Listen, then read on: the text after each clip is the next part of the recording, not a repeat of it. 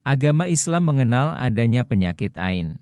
Penyakit ini memang tidak terlihat secara fisik, tetapi sangat membahayakan. Meski begitu, seseorang bisa mengenali penyakit ini dari hal yang tampak dan dikenali sebagai ciri penyakit ain. Penyakit ain merupakan penyakit non-medis yang muncul akibat pandangan kagum atau takjub yang disertai dengan perasaan iri dan dengki dari seseorang.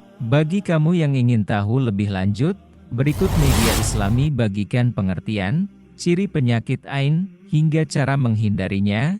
Simak informasinya. 1. Pengertian ain. Ain memiliki beberapa pengertian.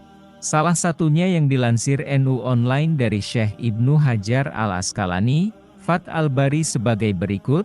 Ain adalah pandangan kagum atau takjub disertai dengan rasa iri dengki dari seseorang yang memiliki tabiat buruk yang mengakibatkan adanya bahaya pada orang yang dilihatnya. Namun ain tidak harus selalu merasa dengki. Ain juga didefinisikan sebagai pandangan kekaguman dari orang yang tidak sedang dengki, tetapi kekaguman tersebut tidak disertai dengan zikir dan pujian terhadap Allah. 2. Asal mula penyakit ain. Penyakit ain tidak datang dengan sendirinya begitu saja. Ain berawal dari kekaguman seseorang saat melihat sesuatu. Penyakit ain sendiri memang sudah ada sejak zaman Rasulullah hidup. Walau banyak orang yang menyangkalnya, tetapi ain itu benar adanya dan pernah terjadi.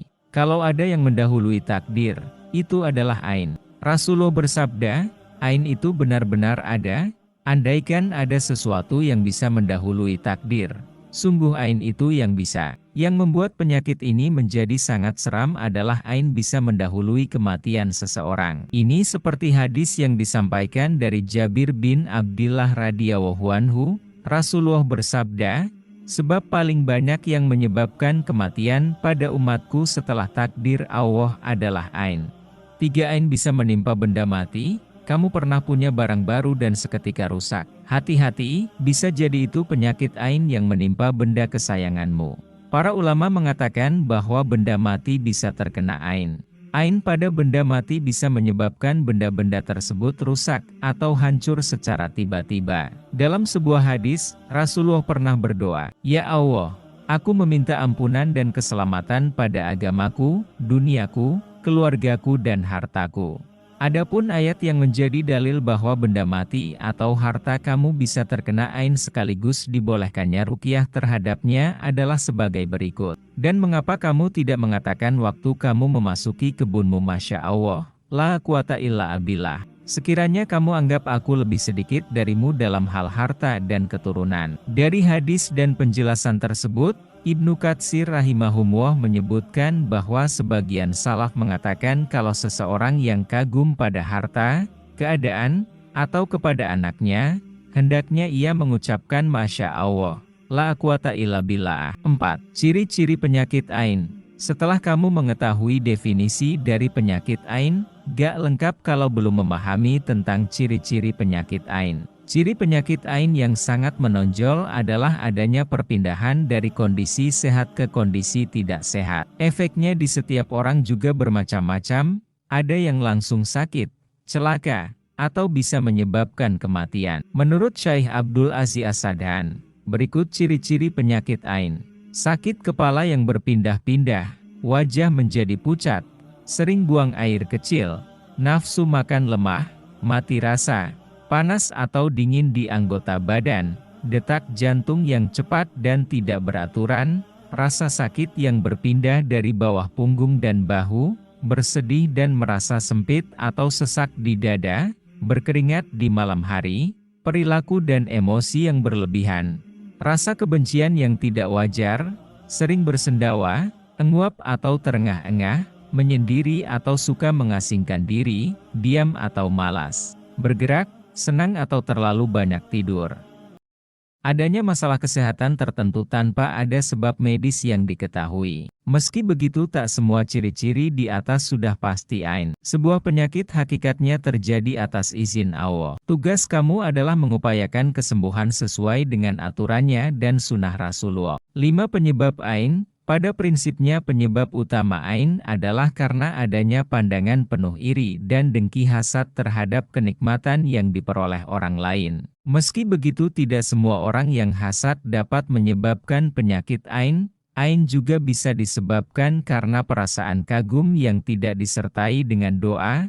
Menurut Ibnul Qayyim rahimahullah, untuk mencegah keburukan saat melihat hal-hal yang membuatmu takjub, hendaknya kamu mengucapkan Allahumma barik alaih. Ustadz Khalid Basalamah menyebutkan bahwa sebagian ulama menambahkan penyebab penyakit ain selain hasud, yakni karena orang itu punya halusinasi atau membayangkan hal-hal yang tak ada. Karena itu hal-hal ini bisa membuat hatinya lemah, menjadi jahil terhadap hukum agama sehingga muncul penyakit ain pada dirinya. Hal ini seperti pendapat Ustadz Muhammad Abduh Tuasikal yang mengutip Ibnul Qayyim dalam Za'adul Ma'ad tentang ain yang berasal dari hayalan. Beliau berkata, ain bukan hanya lewat jalan melihat. Bahkan orang buta sekalipun bisa membayangkan sesuatu lalu ia bisa memberikan pengaruh ain meskipun ia tidak melihat.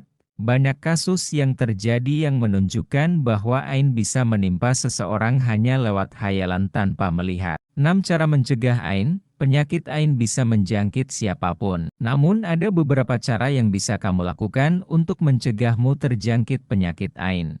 Berikut caranya. Yang pertama, kunci utama menjauhkan diri dari penyakit ain adalah mendekatkan diri pada Allah. Kedua, rutin berzikir setiap hari dan berdoa untuk diri sendiri dan anak-anak kita agar terhindari dari orang yang hasad. 3. Sering membaca Al-Ikhlas, Al-Falaq dan An-Nas. 4. Menghindari sikap suka pamer dan berhias diri. Hendaknya kamu memiliki sikap tawadu atau rendah hati. 5. Hindari menyebut kesuksesan, kekayaan, dan kebahagiaan keluarga. Hal ini bisa menyebabkan orang lain kagum berlebihan terhadapmu. 6. Membaca zikir, seperti zikir pagi petang. 7. Kamu juga bisa membaca doa yang biasa diucapkan Rasulullah untuk meminta perlindungan untuk Hasan dan Husain, yaitu, aku berlindung dengan kalimat-kalimat Allah yang sempurna dari semua setan, binatang yang beracun dan ain yang menyakitkan. Saat sedang melihat sesuatu yang menakjubkan, hendaknya kamu berdoa untuknya dengan mengatakan Barakawah Fik. 7. Cara mengobati ain. Kalau sudah terlanjur terkena ain, lantas bagaimana tindakan yang sebaiknya kamu lakukan? Langkah pertama adalah hendaknya bersabar. Selanjutnya kamu bisa mengupayakan beberapa hal. Berikut ini beberapa cara mengobati penyakit ain sesuai sunnah Rasulullah.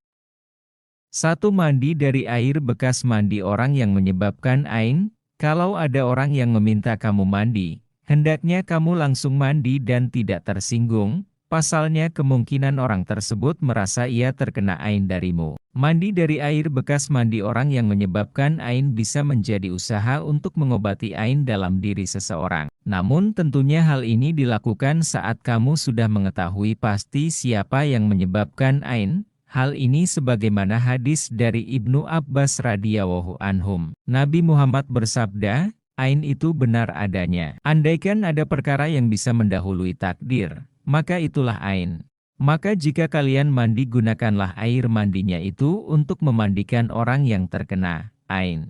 2. Mandi dari air bekas wudhu orang yang menyebabkan ain. Tak cuma air bekas mandi, kamu juga bisa menggunakan air bekas wudhu orang yang menyebabkan ain untukmu. Mandi dari air bekas wudhu orang yang menyebabkan ain juga pernah terjadi di masa Rasulullah.